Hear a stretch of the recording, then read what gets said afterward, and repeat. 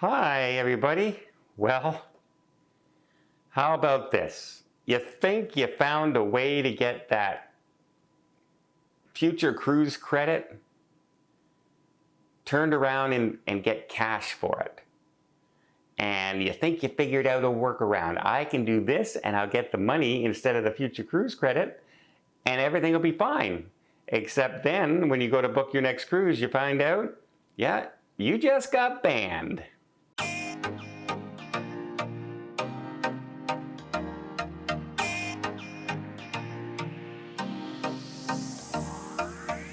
So recently, a woman went on a cruise with Norwegian, and she was on, I think, the Blizz, and they had booked multiple cabins, and they had booked connecting cabins. Trouble is, when they got to the ship, the cabins weren't connected. So what they thought they could do with, have children in one cabin, them in the other, etc., or their best friends, whatever the situation might have been, and they could just open the doors and everything's fine, there was no connecting cabin. And so she was very unhappy with this and went in and talked to the front desk and had a big argument, etc., and a dispute, etc. And finally, as a goodwill gesture, the cruise line said, so we're very sorry about this. We're going to give you a goodwill gesture, if you will, of $3,000 credit towards your next cruise. Okay, $3,000. So this is a voucher that the cruise line owes her when she's ready, right? Well, she got home and she decided, well, you know what I can do? There's a $3,000 bill on her credit card. So she'll just put in a dispute for that $3,000 on the credit card so they don't get paid. She gets the money, and now the future cruise $3,000 voucher she won't use. She'll just keep the money from the credit card. Well, that's not how things work. This was not a cash refund. This was a future cruise credit. They're not the same thing. And the cruise lines don't treat them the same thing.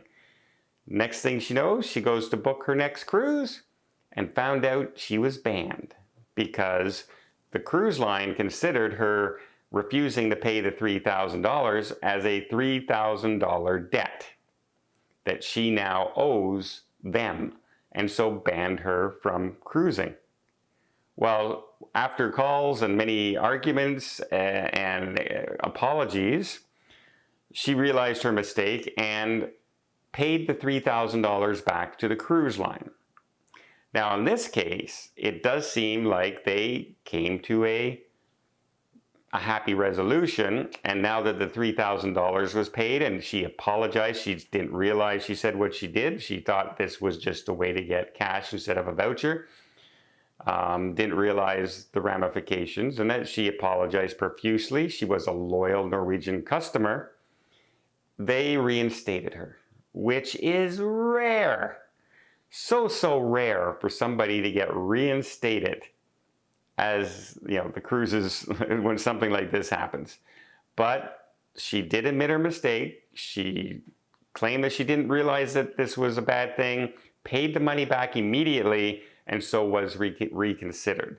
Because this was a financial thing and not a physical thing, a damaged thing, disruptive behavior, anything like that, Norwegian decided to give her the benefit of the doubt. And so this story ended positively, but, so many other stories don't. It's funny how many things can now get you banned from cruise lines. Like the lady who was just bringing CBD oil onto a cruise ship in the form of gummy bears. Ended up getting banned for life for that.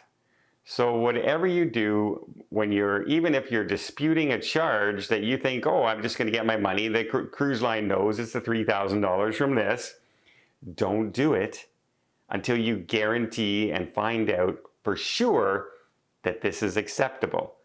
because cruise lines aren't fooling around these days. They are absolutely banning people for life. They are so busy, they don't need your money or my money to keep afloat. And they have no problems banning an individual or even entire families because of bad behavior or breaking the rules. So yeah, lesson learned. Find out first before you do something. Otherwise, you might get banned like this lady did.